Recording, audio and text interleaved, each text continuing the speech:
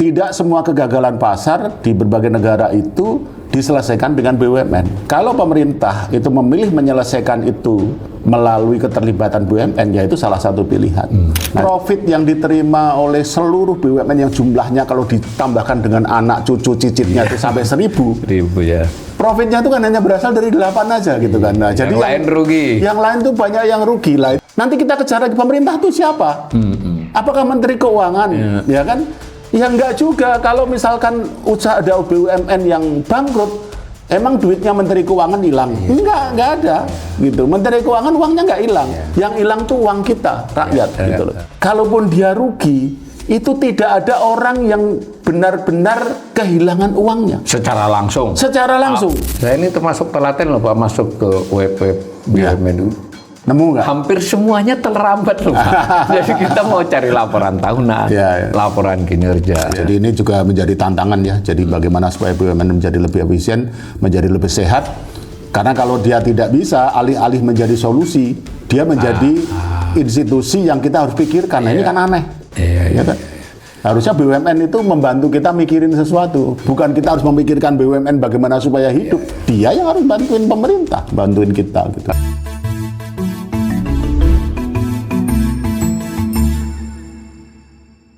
Salam cerdas, Ibu Bapak, saudara-saudara yang saya hormati, berjumpa kembali dengan saya di kanal Awali Rezeki dalam sesi Ngobrol Ekonomi.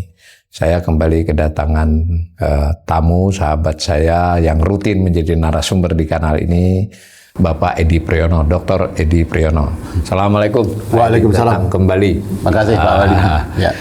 Kita akan mencoba menggali dari Pak Edi tentang beberapa dinamika menarik ya beberapa bulan terakhir ini, yaitu terkait dengan BUMN, Badan Usaha Milik Negara, yang karena ini kanal literasi, kita menggali dari PD mungkin kerangka-kerangka teori terkait itu bagaimana.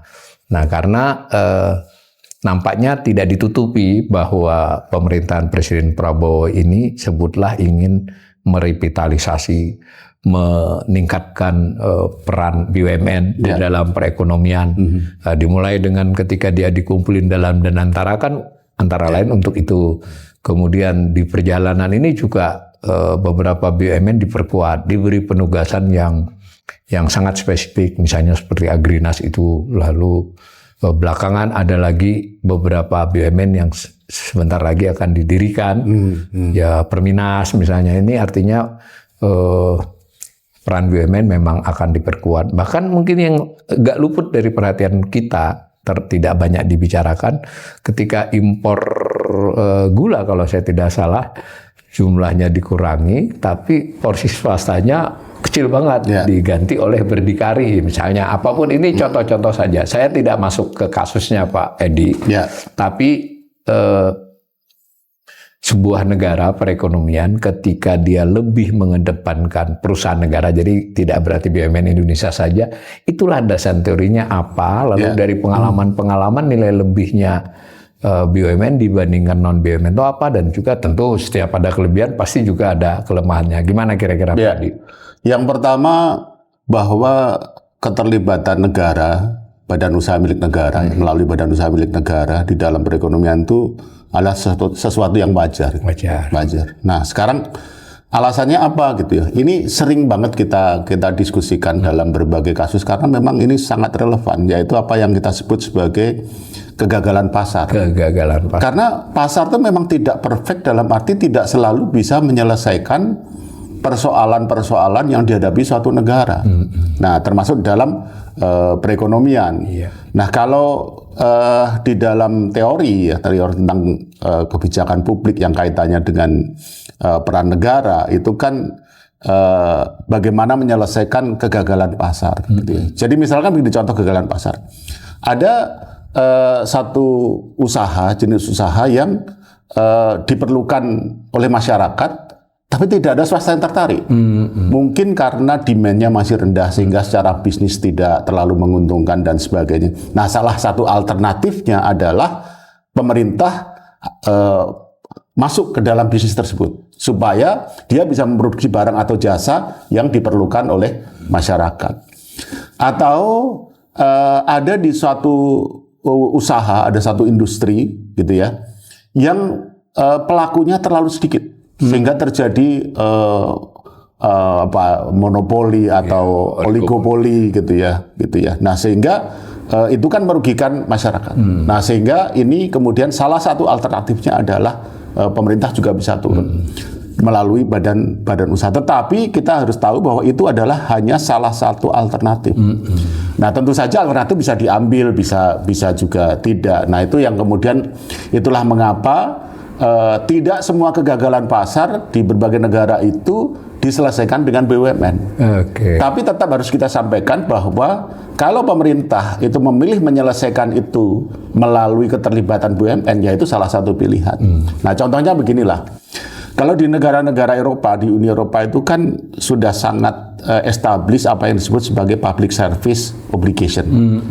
Jadi public service obligation itu adalah ada satu katakanlah layanan tertentu, public service yang dianggap harus ada tetapi tidak ada. Contohnya adalah misalkan penerbangan ke suatu daerah tertentu yang agak terpencil gitu ya. Nah, masyarakat itu kan harus dilayani. Nah, ketika kita menyatakan bahwa harus ada layanan penerbangan ke daerah tersebut, maka pilihan kita adalah apakah kita mau negara atau BUMN, katakanlah demikian perusahaan milik negara yang melayani itu bisa, tapi tidak harus dibagikan. Nah, kalau di negara-negara Eropa biasanya nggak seperti itu. Biasanya dia kemudian melakukan tender. Melakukan tender, ini siapa nih yang mau menyediakan layanan ke sini? Nanti saya subsidi. Karena dasarnya kan karena itu tidak profitable. Supaya dia profitable, supaya ada swasta yang masuk, maka disubsidi. Itulah mekanisme. Tapi dilelangkan ya, supaya negara juga nggak rugi-rugi amat. Nah, kalau di kita, apakah mekanisme public service obligation itu ada? Ada, tapi melalui penugasan BUMN. Contohnya adalah untuk kereta kelas ekonomi. Itu ada beberapa yang jalur yang public service obligation. Nah, jadi kalau pertanyaannya apakah hal itu diperbolehkan? Ya boleh. Apakah di negara lain juga melakukan itu? Ya melakukan. Dan apakah ada dasar teorinya? Ya ada banget gitu. Nah, cuman kan mungkin kita bicara tentang seberapa besar, karena itu juga nanti akan ada dampaknya gitu ya karena BUMN tidak selalu menjadi solusi. Nah, kita kemudian nanti melihat teori dan melihat track record karena dia belum tentu kemudian menjadi solusi yang kita harapkan. Bisa jadi dia menjadi masalah baru, bisa aja. Sebagian masalah diselesaikan, masalah yang lebih besar muncul. Artinya ini di banyak negara pada dasarnya itu wajar bahwa ini dalam rangka mengatasi kegagalan pasar. Tapi kegagalan pasar tidak selalu harus dengan BUMN. Nah, seperti itu ya. Nah, sekarang kalau melihat pengalaman kita ini kan, kita sudah BUMN ini bukan sekarang saja kan, sudah lama. Itu Pak Edi melihat plus minusnya BUMN di kita secara umum dulu, bukan case-nya. Gimana Pak? Ya, kalau plusnya ya beberapa BUMN kan terbukti profitable, ya kan, menghasilkan penerimaan negara yang sebelum ada Danantara itu menjadi bagian dari penerimaan negara. Nah, kemudian juga ada layanan-layanan yang kelihatan bahwa BUMN atau BUMD itu menjadi pionir, seperti layanan angkutan publik itu di beberapa daerah. Itu kan juga dimotori oleh badan usaha milik negara atau milik daerah gitu ya. Jadi positifnya begitu. Nah, kalau negatifnya kan dari pemerintah sendiri, dari Danantara sendiri kan menyampaikan bahwa profit yang diterima oleh seluruh BUMN yang jumlahnya kalau ditambahkan dengan anak cucu cicitnya itu sampai 1.000 ya. Profitnya itu kan hanya berasal dari 8 aja gitu kan. Nah, jadi yang lain rugi. Yang lain tuh banyak yang rugi lah. Itu menunjukkan bahwa banyak ya, bukan hanya ada, banyak BUMN itu yang alih-alih menjadi solusi, tapi dia kemudian menjadi beban gitu kan. Nah, jadi tapi kita jangan salah juga ya, tidak selalu BUMN itu harus untung, tidak selalu ya, tergantung misinya. Tergantung misinya. Kalau misinya memang misi pelayanan ya, itu oke sebagai bagian dari public service obligation ya. Maka dia boleh merugi tapi kemudian ditutup dengan subsidi. Tapi setelah ada subsidi ya tentu saja dia nggak rugi gitu. Tapi saya ingin menyatakan bahwa memang kalau BUMN ya tidak harus rugi, terutama untuk layanan-layanan atau untuk barang yang memang, kalau barang kayaknya sulit ya kita, yang banyak jasa ya.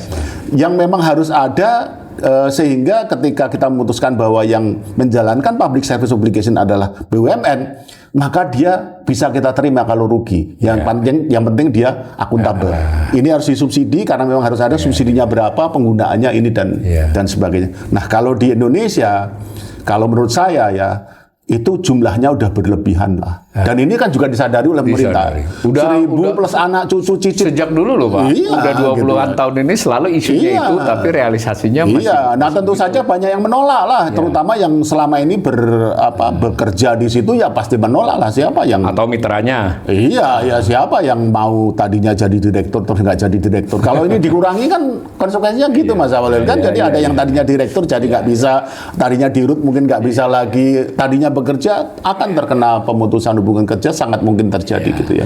Tapi saya tadi tertarik, kita juga harus fair ya bahwa BUMN itu sesuai dengan penugasannya, karena tidak selalu dalam konteks profit oriented meskipun dia dikasih subsidi. Tapi berarti yang mendapat tugas-tugas itu kinerjanya, KPI-nya harus jelas dong. Harus jelas. Nah, itu kan yang yang dikritik oleh beberapa narasumber saya di sini untuk beberapa yang melakukan layanan publik ini KPI-nya kurang jelas. Ya betul. Saya selalu membuat analogi untuk pemain sepak bola, tim sepak bola. Nggak semua itu ukurannya nyetak gol. Nah, tapi kalau dia pemain depan, striker ya ukurannya cetak gol. Tapi kalau penjaga gawang atau pemain belakang ya bukan cetak gol, tapi berapa yang diselamatkan. Nah, kurang lebih perusahaan milik negara juga begitu, harus clear. Jadi ini memang misinya misi cari duit atau misinya misi sosial dan sebagainya. Meskipun misi sosial, meskipun saya menyampaikan dia tidak harus untung, bukan berarti dia bisa seenak-enaknya, gitu. Karena itu cuma tantangannya aja. Kalau yang memang dia ditujukan untuk mencari untung, maka dia harus maximize profitnya kan. Nah, kalau dia tujuannya untuk pelayanan, dia harus minimize cost-nya. Tantangannya adalah efisiensi, gitu. Nah, itu yang kemudian menimbulkan persoalan. Jadi kadang-kadang atau bukan kadang-kadang ya, seringkali itu kan KPI-nya itu nggak jelas. Jadi misalkan ada BUMN. Kita ambil aja lah yang BUMN yang barusan ditutup karena pilot rugi, yang BUMN di bidang tekstil gitu ya, tanpa harus menyebut brand gitu ya, atau perusahaan gitu ya. BUMN kan ditutup ya. Sekarang pertanyaannya, kenapa sih mesti ada BUMN tekstil? Kan gitu kan? Apakah nggak ada gitu swasta yang mau gitu kan? Mungkin ini kalau untuk tahun 60-an, tahun 70-an mungkin relevan gitu ya, belum banyak investasi ke situ. Nah, sehingga ketika ada satu sektor yang sebenarnya ini sudah banyak yang tertarik, sebenarnya itu menjadi kehilangan relevansi kan gitu. Apalagi ditambah dengan ketika dia ada kemudian harus bersaing dengan unit usaha lain, dia ternyata gagal juga gitu kan, karena dia jadi kalah bersaing karena kalah efisien dan sebagainya gitu ya. Nah, jadi itu Mas Awali. Menariknya untuk tekstil itu ketika sudah pernah rugi, meskipun sebenarnya kasusnya udah lama, tapi secara formal kan baru 2024 itu dinyatakan ditutup. Sudah nggak beroperasinya kalau nggak salah 5-6 tahun yang lalu. Nah, sekarang malah mau bikin lagi gimana Pak? Kita artinya ini kan tidak ada kajian yang tepat gitu. Itu yang mesti dipertanggungjawabkan sejak awal sebelum terlanjur, ya kan. Kita ini kan punya track record bikin sesuatu yang kemudian nanti underutilize gitu ya dan sebagainya ya. Kalau kita bicara infrastruktur ya kan ada kan infrastruktur yang sekarang kita jadi mikirin tuh ini gimana ya caranya supaya bisa didaya gunakan dan sebagainya gitu ya. Seolah-olah di awalnya nggak dipikirkan gitu. Nah, ini juga jangan diulangi. Apalagi ini unit usaha kan. Yang pertama harus dijawab adalah kenapa mesti ada BUMN di bidang katakanlah tekstil. Nah, ini juga termasuk yang lain juga. Ini harus yang kita karya saya potong dikit Pak. Karya ini kan dari awal banyak banget. Kita bahkan saya ekonom saja kadang nggak bisa membedakan loh karya yang satu karya. Buat tol kok sama-sama ikut. Buat bandara sama-sama ikut. Itu apa? Kemudian ini saya kan karena suka belajar itu masuk ke webnya. Ini yang paling gampang lah buat publik kan. Di webnya itu tidak ada penjelasan yang cukup bagus loh, Pak. Bahkan laporan keuangannya telat-telat. Tapi kita nggak bicara laporan keuangan dulu. Tapi seperti kata Pak Edi tadi, ini kan harus jelas ya. Tujuannya apa. Kemudian kalau dia ada peraturan pemerintah, Perpres atau Kementerian BUMN waktu itu kan harus jelas ya Pak ya. Jadi bagusnya sih dibukalah diskusi publik lah ini perlu atau tidak. Karena kalau ada masalah apa sebenarnya yang mau dipecahkan dengan BUMN tekstil itu. Karena nanti akan muncul masalah yang mengulang dari permasalahan yang ada sebelumnya. Karena ini Mas Walid, bahkan per teori ya, jadi sebenarnya tuh BUMN itu sebenarnya, dan ini bukan di Indonesia aja, kalau kita bicara teori kan berlaku umum ya. Sebenarnya BUMN itu ada persoalan yang sifatnya sangat mendasar yang menyebabkan dia cenderung tidak efisien. Kecuali kalau dijalankan di negara yang punya budaya good corporate governance yang sangat baik. Ya, Kalau di negara yang biasa-biasa aja, apalagi di negara dengan budaya corporate governance yang tidak terlalu good gitu ya, itu dia cenderung untuk tidak efisien. Ada teorinya tuh, namanya principal agent teori gitu ya. Nah itu kan kurang lebih kan begini. Jadi kalau perusahaan Mas, itu kan ada prinsipal pemilik ya, yang diwakili oleh komisaris, kemudian ada pelaksana, dewan direksi, itu kan disebut sebagai agent. Nah biasanya kalau di perusahaan yang biasa, kalau kita baca textbook itu, ada yang namanya agency problem, itu adalah agent, yaitu direksi, itu punya tujuan yang berbeda dengan si prinsipalnya. Dia punya tujuan yang berbeda gitu ya, sehingga kemudian dia tidak sesuai dengan misinya. Tapi kalau di swasta itu kan gampang, ya tinggal dipecat saja, diganti saja gitu. Nah kalau di BUMN itu persoalan terbesarnya adalah di prinsipal yang nanti kemudian berpengaruh juga kepada agent atau direksi. Nah apa itu? Karena kalau di Badan Usaha Milik Swasta BUMS ya, itu pemiliknya kan jelas. Misalkan kita berdua nih Mas Awal, kita bikin perusahaan, kita berdua ini kan prinsipal. Kita akan tunjuk orang sebagai pelaksana perusahaan kita. Kita kan nggak mau duit kita hilang. Jadi kalau dia nggak benar kerjanya, perusahaan ini rugi, kita rugi. Jadi kalau dia nggak benar kerjanya, kita akan pecat dia, karena duit kita akan hilang. Dan tidak di dunia ini nggak ada orang yang mau duitnya hilang.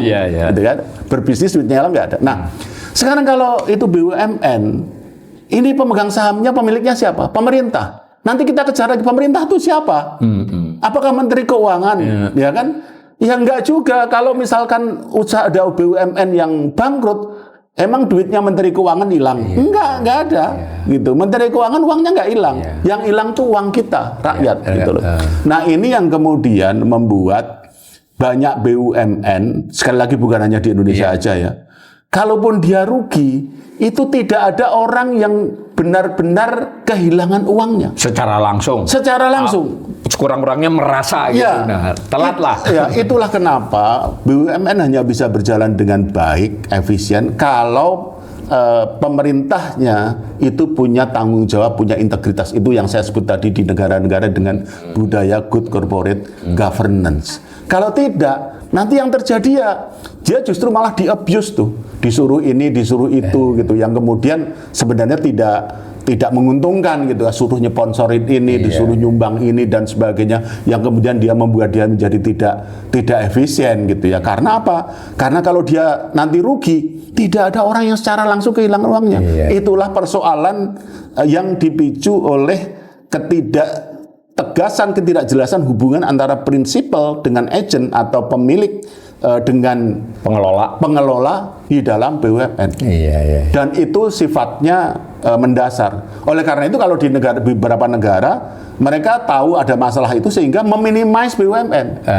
Karena mereka tahu akan ada masalah itu. Jumlahnya nggak usah banyak-banyak. Perannya juga kalau bisa tidak perlu dominan. Bahkan ada yang sudah ada kemudian diprivatisasi. Contohnya British Airways. Itu kan flag carrier Inggris ya. Itu katanya kan BUMN.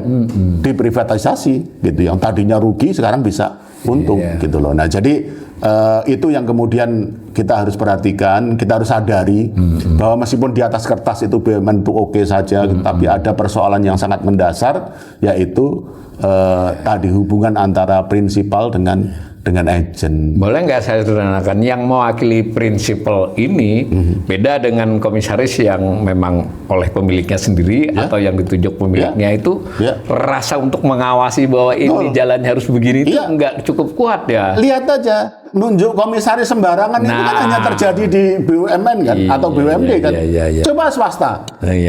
milih komisaris sembarangan, loh nanti dia nggak bener kerjanya, bener nggak dia malah ngawasi? kadang pemiliknya sendiri jadi komisaris kan? Ya, nah kalau itu nggak apa-apa karena kemudian dia ini kan benar-benar bisa awasi kan. Dia harus benar-benar mewakili kepentingan kita, pemilik saham, pemilik perusahaan kalau itu di swasta. Nah kalau negara kan tadi saya bilang kan, jadi pemegang saham atau dalam hal ini pemerintah tuh nggak jelas siapa yang kehilangan uang, sehingga ketika nunjuk komisaris ya banyak yang kemudian tidak bisa dipertanggungjawabkan keahliannya dan sebagainya. Dan itu kan hanya terjadi di BUMN. Ini kan berarti kembali menegaskan tadi, umpama nih BUMN ini memang tujuannya bukan laba, tapi memberikan layanan publik yang optimal. Berarti si komisaris ini juga sejak awal tahu tugasnya harus, itu kan? Harus begitu. Nah ini kan kembali lagi ke awal lagi, bahwa ini harus jelas ini BUMN ini, BUMN yang BUMN A ini makhluk apa, KPI-nya apa, si komisaris yang ditunjuk oleh pemerintah ini juga mengikuti itu kan, dia betul. Bisa lalu mengawasi direksinya. Berarti ini kan sekali lagi tetap bermula dari kejelasan ketika mendirikan BUMN tertentu itu maksud dan tujuan dan batasan-batasannya harus jelas ya Pak. Dan itulah kenapa saya sempat bingung tuh, heran gitu ya. Karena di peraturan sebelumnya, saya nggak tahu sekarang masih berlaku atau enggak ya di Undang-Undang BUMN ya. Itu kan ada kebijakan bahwa BUMN itu harus untung. Itu salah itu. Karena tidak harus gitu sebuah BUMN itu diorientasikan ke profit. Tapi harus clear dari awal. Sehingga nanti komisaris yang mewakili pemegang saham, mewakili pemerintah juga clear. Jangan sampai nanti misalkan perusahaan yang harusnya untung ternyata dia nggak untung. Kemudian pakai alasan kita kan pelayanan publik. Loh, jangan dulu. Ini memang dari awalnya begitu atau sebagai excuse saja gitu kan gitu. Berarti sebetulnya si komisaris juga jangan dislike juga sih pemerintah ya. Ini kan ini tafsiran saya kadang wah ini banyak komisaris yang nggak benar ya. Untuk mengatakan komisaris nggak benar juga kan harus ada ukurannya Pak. Ya kan jangan soal duit aja kan. Betul ya Pak. Berarti ini kan jadi masalahnya jadi agak lebih kompleks ya. Karena di satu sisi mestinya sesuai dengan tujuan BUMN tersebut apa, di sisi lain kita selalu mendapatkan rumor lah, tapi rumor yang kadang-kadang mendekati kenyataan bahwa pemilihan komisaris di banyak BUMN ini jarang berkaitan dengan bisnis itu. Bahkan kalau saya pribadi nih Mas ya, saya nggak persoalkan kok bahwa misalkan komisaris BUMN itu berasal dari tim ses atau dari katakanlah orientasi politik tertentu dalam arti itu saya oke kok. Yang penting dia menjalankan fungsi sebagai komisaris dengan baik atau tidak gitu kan. Nah kalau itu kan berarti nanti ada syaratnya, dia sedikit banyak punya pemahaman tentang bisnis itu. Dia punya pemahaman tentang bagaimana BUMN harus dikelola. Sepanjang dia menjalankan tugasnya dengan baik ya. Kalau menurut saya sih oke saja gitu kan. Nah, cuman ya gitu ya.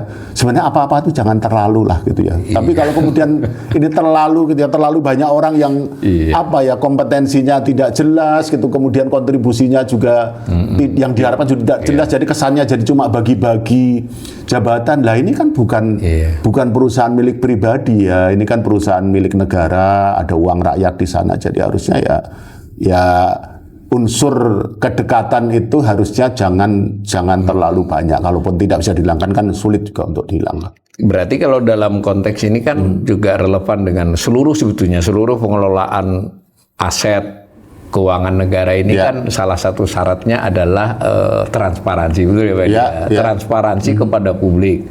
Kalau secara legal ya harusnya transparansi kepada DPR minimal kan, tapi kepada publik juga sama. Nah, yang begini-begini ini menurut Pak Edi sejauh ini gimana? Kita BUMN ini gagal memenuhi kewajiban, BUMN ini ternyata merugi, itu taunya bahkan telat. Iya betul. Gimana Pak itu? Bahkan kadang-kadang kasus perusahaan BUMN di bidang asuransi aja lah, yang Jiwasraya kita sebut aja udah dalam. Itu kan bertahun-tahun gitu sampai kemudian triliunan gitu ya kerugiannya. Ini kan baru terungkap ke publik. Ini kan menunjukkan bahwa pertama kita mempertanyakan pengawasan oleh lembaga terkait seperti apa. Yang kedua keterbukaan informasi ke publik seperti apa. Nah, ya kalau menurut saya ya kan kalau orang merugikan BUMN kan dianggap merugikan keuangan negara. Iya. Jadi sebenarnya kan secara implisit kita mengakui bahwa uang di BUMN itu kan uang negara ya, Iya, iya nggak? Nah, kalau dia uang negara kan harusnya pertanggungjawabkan seperti pertanggungjawaban APBN atau APBD, kan kurang lebih seperti itu. Iya, iya. Kalau APBN kan setiap bulan ada laporannya, ya mungkin ini nggak harus Iya, setiap bulan, tapi harusnya diatur gitu. Dia harus mendisclose kinerjanya gitu ya, termasuk kemudian laporan keuangannya kepada publik, bukan hanya kepada instansi pemeriksa atau kepada auditor saja gitu. Saya ini termasuk telaten loh Pak, masuk ke web BUMN. Nemu nggak? Hampir semuanya terlambat loh Pak. Jadi kita mau cari laporan tahunan, laporan kinerja itu lambat. Di samping tadi kritik saya, bukan kritik ya, perasaan saya, tapi dengan penjelasan Pedi ini makin paham saya. Penjelasan tentang dia ini BUMN apa sebenarnya. Kita kan masuk web itu tidak sekedar pengen melihat advertorial kan. Kita biar kita sebagai rakyat, apalagi ekonom kan, itu tahu nih ini apa saja sih. Saya jadi agak khawatir mengapa ini beberapa BUMN baru mau dibangun, kemudian ada 1-2 BUMN yang diperluas, ya sebutlah Agrinas, kan jadi diperluas kan, nanti berdikari yang sebetulnya sebelumnya mungkin hanya istilahnya penjaga ya untuk agar pasar nggak terlalu distorsi, kok malah mau dijadiin pelaku utama? Apa kebijakan seperti ini tidak berbahaya, Pak? Ya ini kan sebenarnya kan menurut saya kan tafsiran dari konstitusi ya. Jadi bahwa segala bumi, air dan kekayaan tertentu dalamnya yang menguasai hajat hidup orang banyak dikuasai oleh negara untuk sebesar-besar kemakmuran rakyat. Nah ini yang kelihatannya dikuasai oleh negara ini kemudian diterjemahkan harus secara langsung oleh badan usaha milik negara. Padahal tadi di depan kita sudah sampaikan bahwa sebenarnya tidak selalu harus begitu kan, karena ini kan kalau bentuknya perusahaan BUMN ini kan ada prinsip-prinsip usaha yang secara umum berlaku dan harus dijalankan efisiensi, kemudian bagaimana dia supaya dia harus mendatangkan profit kalau memang tujuannya profit dan sebagainya.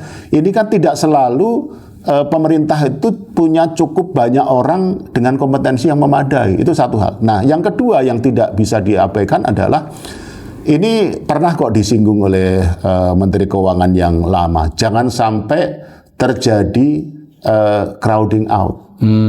Jadi crowding out itu adalah karena negara berperan terlalu besar, akhirnya yang swastanya mandek, mengkeret, terdesak istilahnya, terdesak keluar dari industri tersebut. Ya kan itu tidak bagus untuk perekonomian. Jadi kalau saya masih boleh menyarankan harusnya kita tinjau kembali ya. Minimal itu jangan buru-buru bikin baru. Yang kedua juga diperamping lah.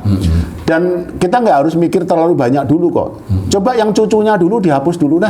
Itu kan ada BUMN, kemudian ada anak perusahaan, kemudian ada anak perusahaan, ada cucunya kemudian nanti cicitnya. Ini cicitnya ini juga banyak juga nih, nggak beres juga ini. Nah, jadi bahkan ada BUMN yang merugi karena anak cucunya, gitu. Ada itu kan. Nah, ini di review gampang aja kalau menurut saya. Pertama jangan bikin baru, yang kedua yang cucu sampai cicitnya ini dihapus dulu lah. Nanti kan otomatis akan berkurang gitu. Jadi tapi dihapus jangan mengurangi pertanggungjawaban yang telah dia lakukan. Harus kalau itu. Karena ini tidak soal memenjarakan orang, tapi soal pembelajaran kepada kita semua, betul loh Pak. Artinya kita nih kadang begini Pak. Saya melihat beberapa BUMN di merger di apa begitu. Tapi malah kita menjadi kabur dengan apa sih yang sebenarnya terjadi, benar nggak Pak? Jadi, feeling saya begitu. Jadi ada sesuatu yang kemudian tersembunyi lah, bukan tersembunyi yang kita nggak lihat. Saya setuju bahwa kalaupun nanti ada proses perampingan itu pertanggungjawabannya harus jelas gitu ya. Ini pengelolaannya udah berapa lama, orientasi bisnisnya kemana, posisi keuangannya seperti apa, rugi berapa, nggak apa-apa. Bukan persoalan kita pengen masukin orang ke penjara, tapi supaya pembelajarannya kita. Dan ini kan kalau memang pemerintahan Prabowo ini kan haknya beliau ya, mau kelihatannya ingin memperkuat BUMN, tapi kira-kira di bagian itu dulu yang dipastikan ya. Kan juga diakui itu banyak yang rugi, banyak yang nggak benar. Kan berulang kali itu dinyatakan oleh Presiden maupun oleh pejabat-pejabat lainnya. Mending itu ya yang mestinya lebih dirapikan ya, tanda petik kan gitu ya. Supaya tadi kalau mau BUMN mau kuat, itu kan tidak harus dia melebar kan, tapi lebih fokus dan power di industrinya, benar nggak Pak penafsiran begitu? Iyalah, jadi supaya dia kuat, supaya dia bisa menanggung beban untuk kepentingan negara, ya dia harus sehat dulu kan. Ya kan gitu kan analogi badan kita lah. Nah, salah satu yang bikin sehat tuh ya dibikin agak ramping lah gitu. Ya, ramping. Gitu, ya. Jadi supaya dia lebih sehat. Tekanan darahnya juga baik, gitu, aliran darahnya baik, itu jangan mampet sana mampet sini dan sebagainya. Jadi BUMN harus sehat untuk bisa mengemban misi atau tanggung jawab untuk kesejahteraan. Karena kalau tidak, kalau dia sendiri bermasalah, jangan harap. Karena prinsipnya kan BUMN ini mau cari laba atau public service, prinsipnya dia agar menjadi penyedia memproduksi barang dan jasa yang dibutuhkan masyarakat, kan begitu Pak, sederhananya ya. Betul. Saya ingat ini waktu saya baca laporan Bank Dunia dan juga IMF baru-baru ini, itu semua meng-highlight loh Pak, bahwa salah satu yang dia sarankan kepada Indonesia ini adalah jangan peran swasta itu harus sangat besar, tanda petik ya. Jadi agak beda nih, meskipun dia tersembunyi ya di paragraf-paragraf, mengingatkan bahwa sumber pertumbuhan ekonomi banyak negara termasuk Indonesia itu bagaimanapun swasta. Ya, artinya tadi kan jangan sampai BUMN meng-crowding out.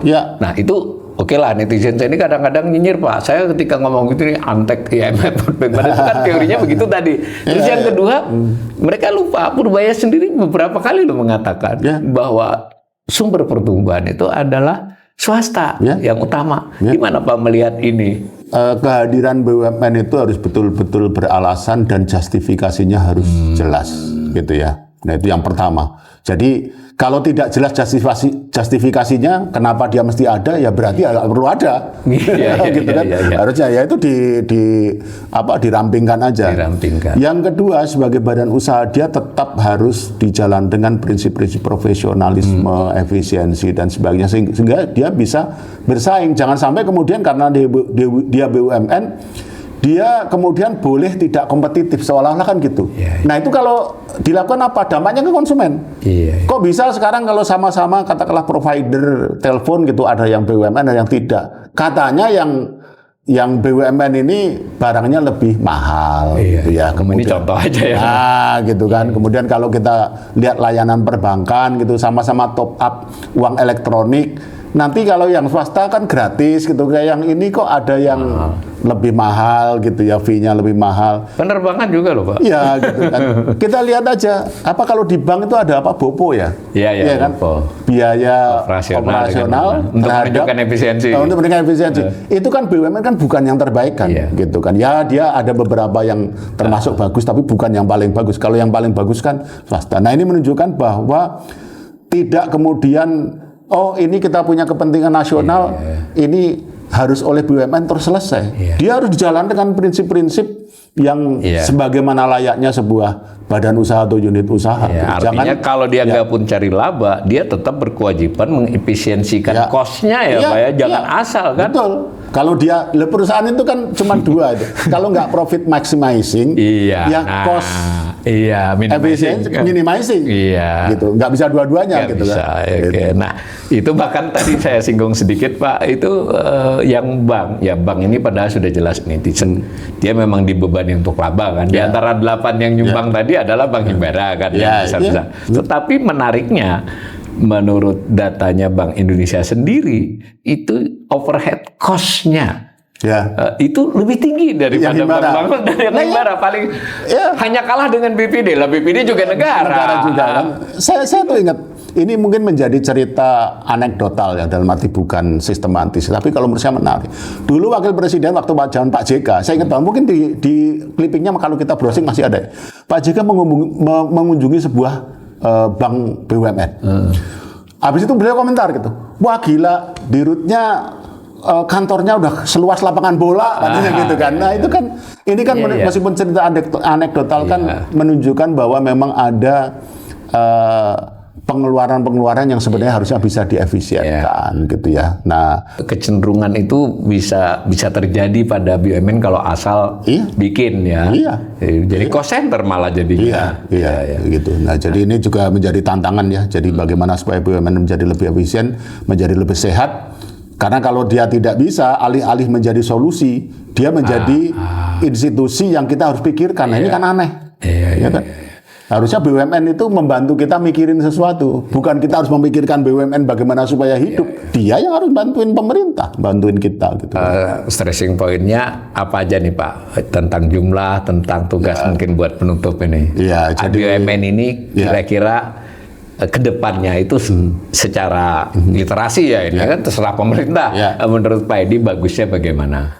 Mapping dulu lah kalau saya bilang yang pertama. Danantara sekarang kan semuanya dipegang Danantara. Artinya lebih secara ini lebih mungkin dilakukan kan? Mungkin lah sekarang kan mapping aja yang dibilang 1000 itu apa aja, ini anaknya siapa supaya jelas nih kalau ini cucunya siapa, ini anaknya siapa, lihat dulu kan. Nah kemudian masing-masing direview, ini kinerjanya bagaimana, kemudian dia bergerak di bidang apa, dan kemudian kita harus review secara serius apakah eksistensinya masih diperlukan atau tidak. Mulai dari situ lah. Nggak usah, kalau buat saya terus terang ya, jangan bikin baru dulu lah. Gitu. Kalau menurut saya sih kalau mau clear-nya gitu ya. Gitu. Begitu ya pemirsa, kita sudah mendengar paparan dari Pak Edi yang menurut saya cukup fair. Jadi di satu sisi Pak Edi mengakui bahwa peran BUMN di banyak negara itu memang penting, tapi polanya itu berbeda-beda. Dan kehadiran BUMN terutama sekali dalam rangka mengatasi kegagalan pasar. Tapi kan BUMN hanya salah satu cara. Yang kedua, beliau cukup fair memperlihatkan bahwa ya di beberapa BUMN itu cukup menjalankan tugasnya, tapi kelihatannya lebih banyak yang tidak bisa diukur belum ini dia cukup menjalankan tugas atau tidak berkaitan dengan keinginan rekomendasi Pak Edi. Dan menurut saya itu lazim ya, kita ekonom sebaiknya BUMN ini lebih jelas ya tupoksinya, tujuannya dan sebagainya. Nah, mensikapi hal-hal yang terkini Pak Edi lebih menyarankan agar otoritas itu membenahi dulu yang ada dengan cepat. Memang sudah dijanjikan oleh Danantara, tapi kok setahun kelihatannya belum ada tanda-tanda perapian yang signifikan sebelum mendirikan hal-hal baru. Bahkan Pak Edi punya kecenderungan, udahlah jangan menambah dulu, kalau perlu setelah dirapikan mana BUMN yang diperkuatkan, begitu ya Pak Edi. Mudah-mudahan penjelasan Pak Edi memperkaya kita terhadap keadaan-keadaan ekonomi sekarang, dan kita semua turut bertanggung jawab ya terhadap kondisi ekonomi ini, baik sebagai pribadi, sebagai warga negara maupun sebagai pelaku ekonomi. Mudah-mudahan ke depan ekonomi kita masih bisa terus membaik. Terima kasih Pak Edi. Sama-sama.